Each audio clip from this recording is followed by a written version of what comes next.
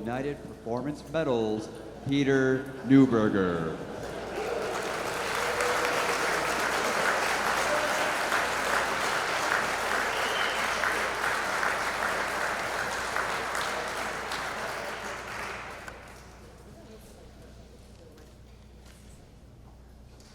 There's not usually this many people in the warehouse, but good afternoon, everyone. Welcome to the O'Neill's Industries affiliate, United Performance Metals. As the announcer said very clearly, I'm Peter Neuberger. I'm the CEO of UPM, and I'd like to extend a personal welcome to President Biden, who we'll be hearing from soon, and his staff. His staff has worked very hard this week alongside our team to pull this event together, and they've been wonderful to work with. I'd also like to welcome the teams of some of America's leading manufacturers who are here, including General Electric, Honeywell, Lockheed, Raytheon, and Siemens Energy. And I'd like to thank Kraft O'Neill, Chairman and CEO of O&I, and Tom Kennard, the Executive VP of O&I, who are here today, and they've been the driving forces to invest and grow in the UPM Additive Manufacturing Solution Center, where we are today. At UPM, our purpose is to help transform the world by supporting innovative companies. It's our belief that America needs leading-edge manufacturing to stay strong, and American workers deserve the good, high-paying jobs that advanced manufacturing provides, all of which requires the kind of investment and innovation the President is supporting here today. So a big thank you to the great UPM team that's worked really tirelessly this week to help pull this thing together. And I'd like to thank you all for coming today, and I look forward to working with you all to strengthen America's suppliers and supply chains. So thank you.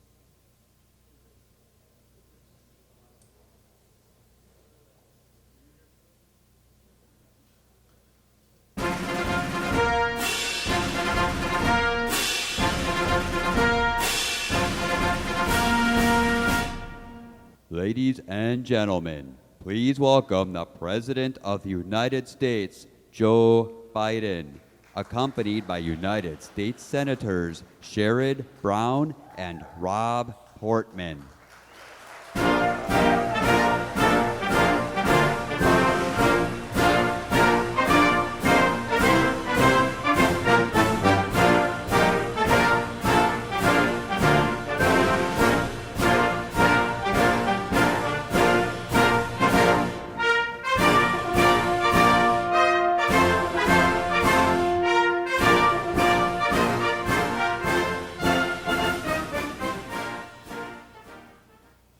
Well, great to be here, Mr. President. Thank you for including me today. And to our friends at United Performance Metals, congratulations. Not often you get the President of the United States coming to your shop floor. It looked like you cleaned it up a little bit for him, too. I walked in and said, you could eat off this floor, and one of the workers said, don't try it. But you could, right?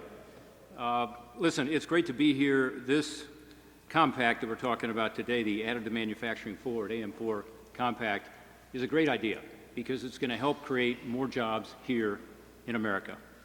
I appreciate that GE Aviation, Honeywell, Lockheed Martin, Raytheon, and Siemens Energy have now decided to make a conscious effort to focus on U.S. suppliers. It sends a strong message, by the way, all around the world, to our allies and adversaries alike. As some of you may know, Congress is in the middle of trying to conference, which means find a resolution between differences of a House and Senate bill on competitiveness. In fact, just this past week, we finished all of the preliminary work on it. We're going to conference next week. I'm one of the conferees for that legislation. It's about competitiveness, and it would complement the AM Forward Pact that's being announced today. All the more important that we get it done. By the way, innovation is where manufacturing happens. Let me give you an interesting statistic. Since 2003, U.S. R&D expenditures in China have grown 13.6% annually on average, but in the United States, just 5% on average. We got to turn that around, don't we?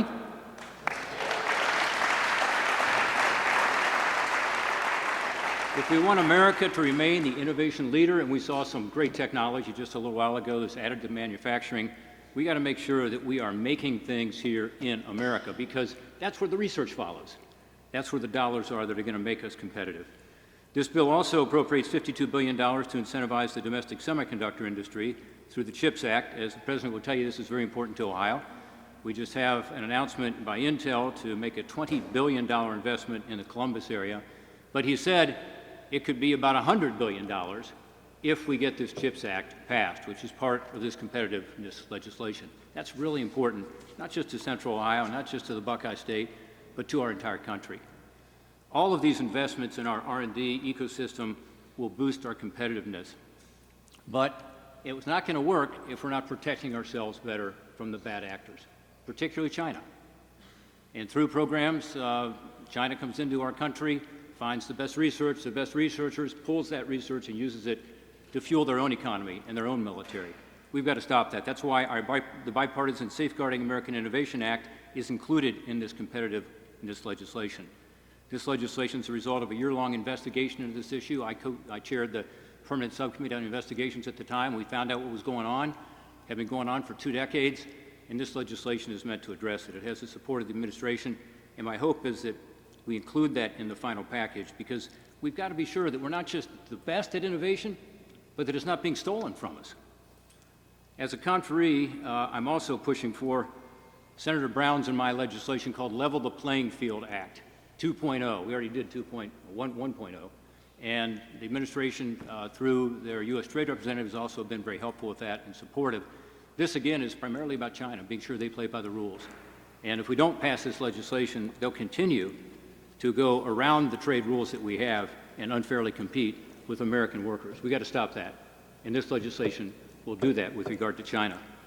I'm looking forward to moving quickly on all these differences between the House and Senate bill and resolving this because it's too darn important for America to get caught up in partisan politics here. We've got to keep this as focused as possible on one issue, how to ensure that American workers are given the tools to be able to compete in the global marketplace. If it's a level playing field and they've got the tools, we'll do just fine, right? America will do just fine.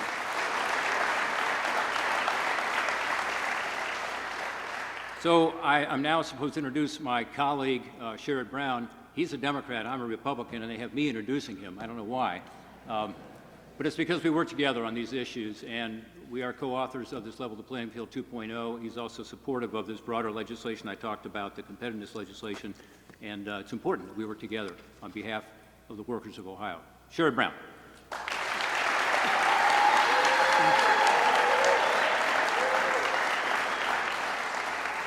Rob Portman, thank you. And Rob is concluding his 2 very successful terms in the U.S. Senate, his 12 years, and thank you. And we've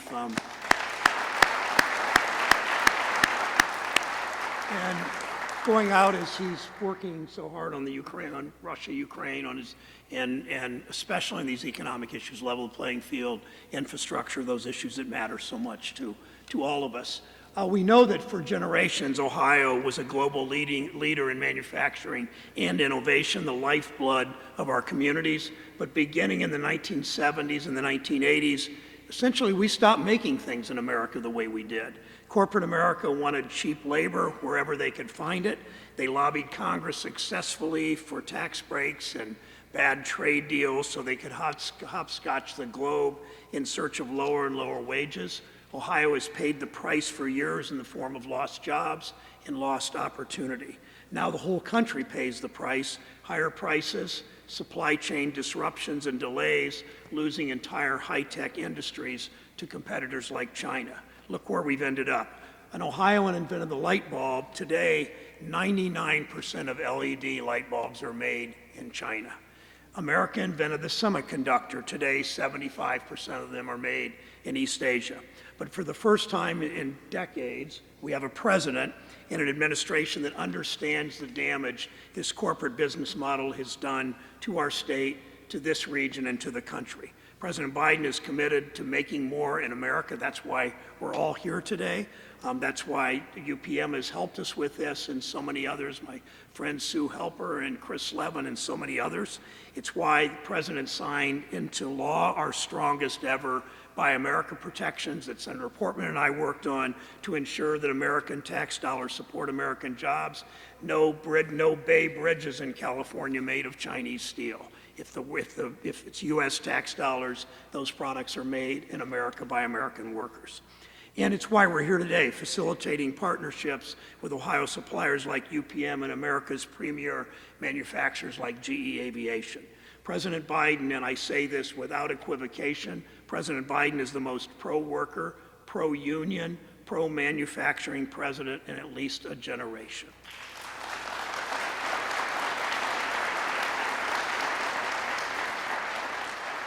You will never hear him use the term Rust Belt. We're burying the term Rust Belt. We were burying it in Columbus with Intel. We're burying it in Cleveland with the Export-Import Bank. We're burying it in Cincinnati with GE and UPM and Butler Tech and UC. It's what Joe Biden and I have been fighting for our whole career. When you love this country, you fight for the people who make it work. It's what Joe Biden has done his whole life. It's what he's doing as president. Mr. President, welcome to Cincinnati.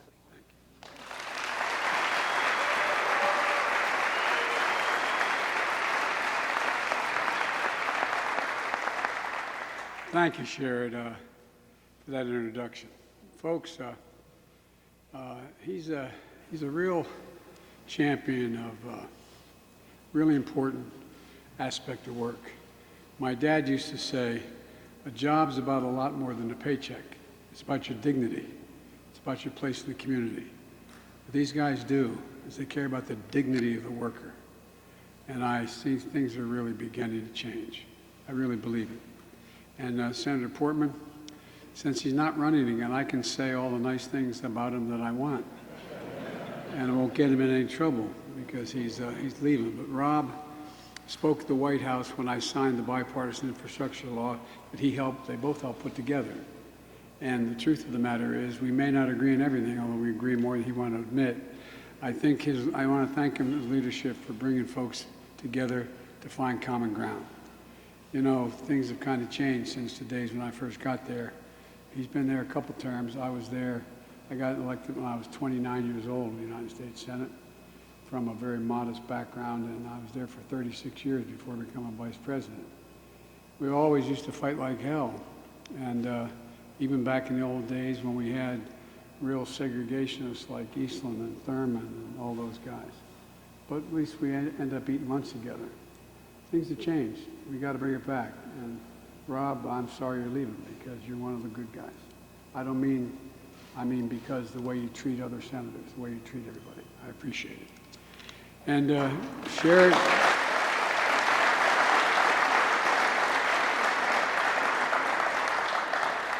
Sherrod and Rob and I were together at the White House in January.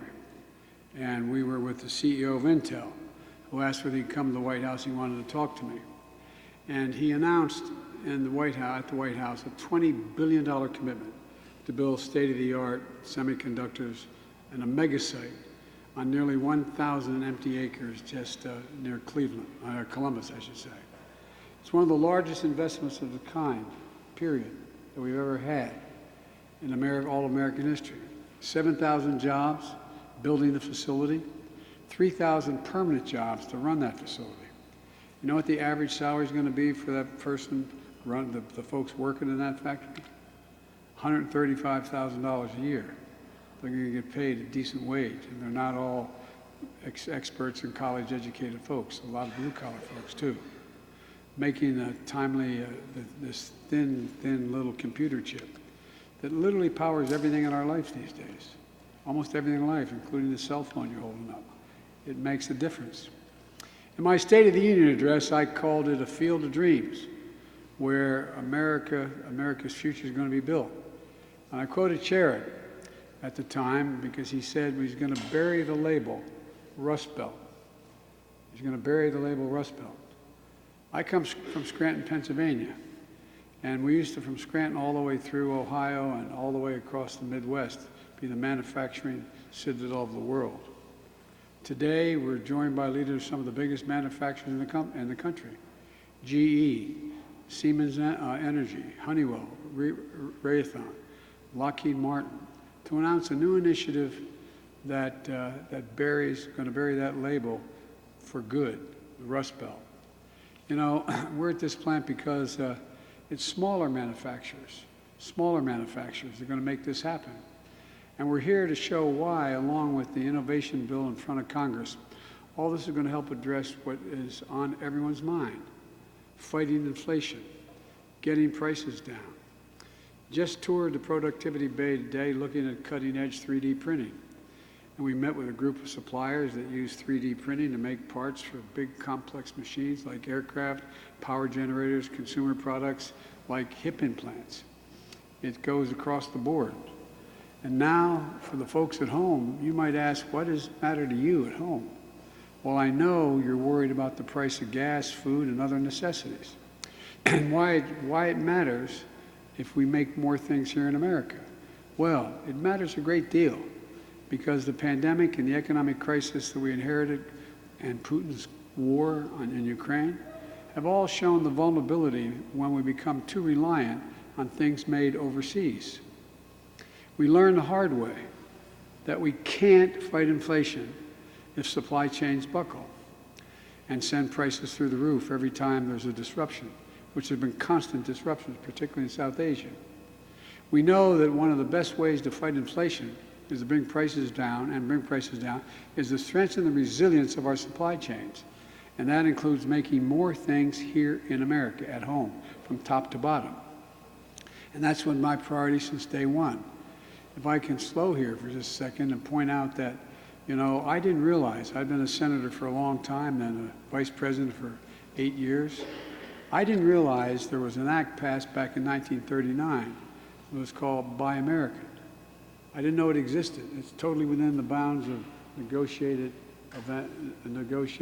deals on trade.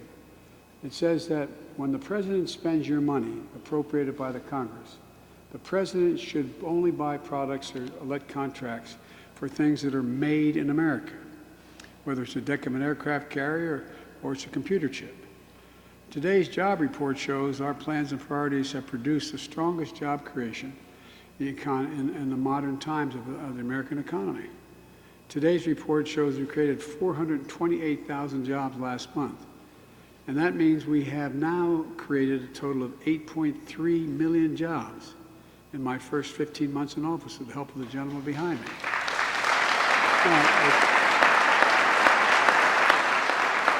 And the unemployment rate now stands at 3.6%, the fastest decline in unemployment in the start of a president's term ever recorded. Again, because of the guys behind me. Black unemployment has been cut nearly in half since I took office. And unlike previous administrations, where the deficit went up, every single year we've reduced the deficit. Last year, with all we've done, we've reduced the deficit. Does this work? We reduced the deficit by a total of $350 billion. That's reduced the deficit last year. And this year, by the end of the fiscal year, by October 1st, we will reduce this year's deficit by $1,500 billion. Never in the history of America has that happened before. And the backbone of our recovery is manufacturing. Manufacturing employment is up in America 545,000 jobs since I took office, the largest 15-month gain since 1985. And these manufacturing jobs matter because they fuel our economic growth. They fuel exports. And as we've seen, they can fuel innovation. And that is a critically strong economic growth that we need. And folks, look, and in small and large towns across America, they bring quality jobs and middle-class jobs to people. If you again excuse me to digress a second, when I ran, I made it clear, and I'm no bones about it. I was a senator for 36 years, so I'm not new to this. I'm tired of trickle-down economics. I've never seen it really work. But I tell you what, I'm a capitalist. I want to build this economy from the bottom up and the middle out, because when that happens, everybody does well. The poor have a way up, the middle class do fine, and the wealthy do very, very well. Never get hurt when that happens. Just ask small manufacturers here today in Ohio, Illinois, Florida, Connecticut, Virginia. They know what's going on. Folks, here, all of you know, every one of you know, that competitiveness and resilience of American supply chain rest on tens of thousands of small-sized manufacturers like the ones I met here today. That's where the supply chain in America is.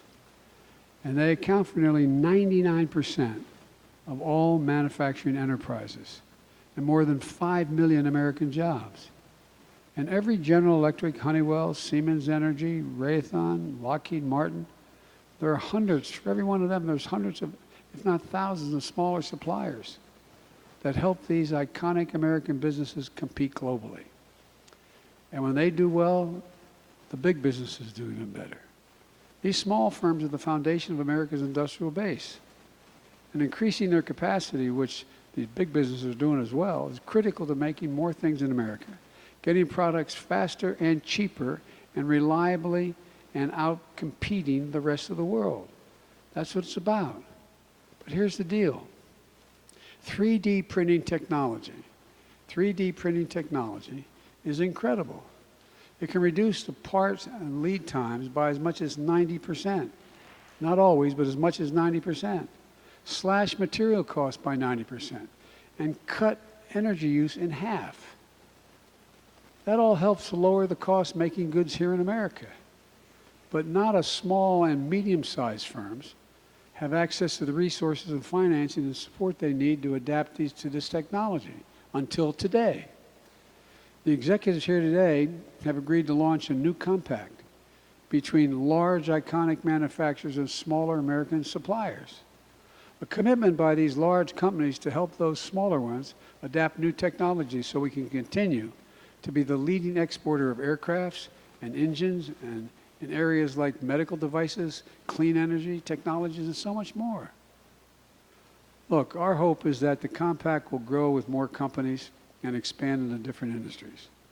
And as part of this initiative, agencies across the federal government, all across the federal government, are going to step up with access to loans, technical assistance, and so much more, including education.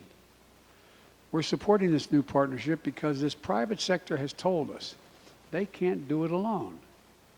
I'm a capitalist. I'm here and I believe in the free market. But I believe in the federal government's obligation to invest in America itself, invest in American workers. And we're at risk of falling behind. Decades ago, the federal government used to invest 2% of our entire GDP, 2% of our GDP in research and development. Well, guess what? We're down to invest in less than 1%. We were ranked number 1 in the world in R&D 3 decades ago. Number 1. Now we're ranked number 9 in the world. China was number 8 in the world 30 years ago. Now they're number 2 in the world. We've got to up our game. It's a simple proposition. If we do, everybody's going to win. That's the other reason why I came here today. Right now, Congress is considering a Bipartisan Innovation Act. That's what it's called. That's going to make generational investments in American innovation and manufacturing. Now look, if we're going to compete for the jobs of the future, we need to level the playing field with our competitors. The bill does that. The CEO of Intel told us that if this bill passes, what we're talking about, the guys behind me support it, and they're actually moving it, this would increase the investment that Intel will make in Ohio, outside of Columbus, from $20 billion to $100 billion. And as we already say, that's no malarkey. That's a fact. $100 billion. Imagine what that's going to do for Ohio, let alone Columbus. Not a joke. Think about it. It'd be staggering. And it will nail down for generations the leadership of this state once again like it used to be 30, 40, 50, 60 years ago. And it's not just Intel. Foreign companies like Samsung and TSMC are ready to make state-of-the-art chips, those computer chips, ready to make them in Arizona and Texas. They already have if this passes. And this is a bipartisan bill. Senators Brown and Portman have been working hard to get it done. So every Republican and Democratic member of Congress, most of us agree on this. Pass the damn bill and send it to me. If we do, it's going to help bring down prices, bring home jobs, and power America's manufacturing comeback. Look, it's also going to help reduce costs and strengthen our economic and national security. It's no wonder the Chinese Communist Party is literally paying lobbyists against this bill passing. If I note parenthetically again, I have spent, according to international folks, I spent more time with Xi Jinping, the leader of China, than any other world leader has. Over 76 hours. 9 of them on the telephone, the rest in person, since I was vice president and he was vice president of China. And you know what? He makes it real clear. He makes it real clear. He believes, like other autocrats around the world, that democracies can't compete in the 21st century because things are changing so rapidly. Technology is changing things in such a startling way. Countries are changing, literally changing their physical characteristics because of climate change. And he believes, and he says it straight up with me, that there is no way for democracies to compete with autocracies. Why? Because we have to reach a consensus when we're in a democracy. And it takes time. But autocrats can move immediately. They don't have to wait. Well, guess what? So far, the last decade, he's been right. So much has changed. Just look around the world, what's happening. Those of you who are international business people, look what you have to do when you go to China to do business. You have to give them access to everything. Everything you have, including your trade secrets. Not just China, though. China's not alone, but it is the single greatest competitor we have. And if we don't step up, we're going to be out. We're going to be out. And by the way, I showed up at a meeting called the G7, where the largest economies in the world meet. And guess what? 2 of them said to me that they thought that America's days were over as leader. I sat down at the meeting, the first meeting I attended. I have one on Saturday, but the first meeting I attended in England. And I had all the major G7 nations there, including 2 members that were not, 2 nations that were not members, including India. And I said, America's back. And the president of one of the major companies looked at me and said, for how long? For how long? Not a joke. You guys know it. I mean, these guys are sophisticated as hell. For how long? Well, guess what? They know we're back now. Not because of me, because of them, and all the attitude has changed in America. You've never seen a time when Europe and NATO was more closely aligned. No breathing room between us. Closer than we have ever been. Because a lot of us, I spent well over 120 hours, either in person or on the phone with my colleagues, my counterparts. every single solitary week and most days of the week, making it clear that for democracies to sustain what used to be the case, we have to step up our game across the board. You know, there's a thing for the Democratic Institute where I was supposed to hold a meeting of all the heads of state of democratic countries. We had to do it virtually from the White House. Well, guess what? In the last 10 years, there's 15 fewer democracies in the world. Fewer. Not more, fewer. So there's a lot at stake. But we're better prepared than anybody else. I know that Senator Brown and Portman are going to work with our colleagues to finish this bill, but it didn't, you know, they did it in infrastructure. They're doing it again on this. Let's get this Bipartisan Innovation Act to my desk. And look, folks, just look at what's within our reach. I've never been more optimistic, and I mean this sincerely. I've never been more optimistic about America than I am today. Not because I'm president, but because everybody's waking up. It's a new time. Because of my economic strategy, companies and jobs are coming home again. We're making Buy America reality, not just a slogan. Because of the bipartisan infrastructure law that Sherrod and Rob worked really hard to pass, we're going to rebuild America. We're going to rebuild a better America. $1.2 trillion. That bridge, if you really want to go to Kentucky, is going to get better. No, but really, we're talking about billions of dollars, modernizing roads, bridges, airports, delivering clean water, high-speed internet to every American. And it's going to move goods faster and more efficiently, lowering transportation costs, helping us outcompete anyone in the world. Where are those two beautiful young girls? You see these young girls here? They wrote me a letter about wanting me to help do more on trains. Well, guess what? Because of the guys behind me, we have allocated more money for rail systems in America than the entirety of the Amtrak appropriation began the first. And I know about Amtrak. I've traveled 1.2 million miles on Amtrak because I commuted every single solitary day, 270 miles a day, as my colleagues can tell you when the Senate was in session. You get a kick out of this, Sherrod. The Secret Service doesn't like me taking the train because it stops too many places. And so I was riding home, though, to see my mom, who was living with me because she was in hospice, and on a Friday.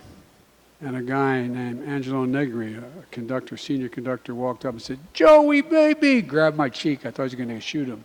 You know, they go, "Joey!" I said, "Ange." I said, "He's okay. He's a friend." It's a true story. He said, "What's all this I read in the paper? You traveled over 1 million miles on Air Force planes." Every single mile a vice president or president travels, they keep a public record of on an aircraft, an American aircraft. And he said, "The boys and I were at the retirement dinner up in Jersey. So we figured it out. Average 222 days a year, 36 years. Total of 269 miles every day. Joey," whether it's true or not, I said, 1,200,000 miles, not counting as vice president. So I know a lot about trains. And by the way, the reason we're doing it, the reason these guys supported it, it's not just Amtrak, it's also vehicles and buses in towns and cities and light rail. It's because it's going to clean the environment. Everybody knows if you can get on a train and travel from here to Columbus and do it quicker than you can in your car, you're going to do it. It's going to take thousands of vehicles off the road. But my point is, folks, look, there's so much we can do. This is the United States of America, for God's sake. When do we lose our absolute confidence in our ability to do anything? I was in the Tibetan plateau with Xi Jinping, with a translator. We each had a translator. And by the way, for the record, I turned all my notes over. Okay. And seriously, and so He looked at me and he said, "Can you define America for me?" I said, "Yes, I can. One word." And I mean it from the bottom of my heart. Think about this. The one word that defines America better than any other country in the world: possibilities. Possibilities. We've never believed there's anything out of our reach if we set our mind to it. And we've never failed when we've set our mind to it. Whether it's going to space or to the bottom of the ocean. This is the United States of America, for God's sake. Look, I just told you about those computer chips in Intel. It's going to make them here in Ohio. Well, America invented those chips. We invented them, nobody else. They helped power the NASA mission to the moon. They gave us a military edge in the Cold War.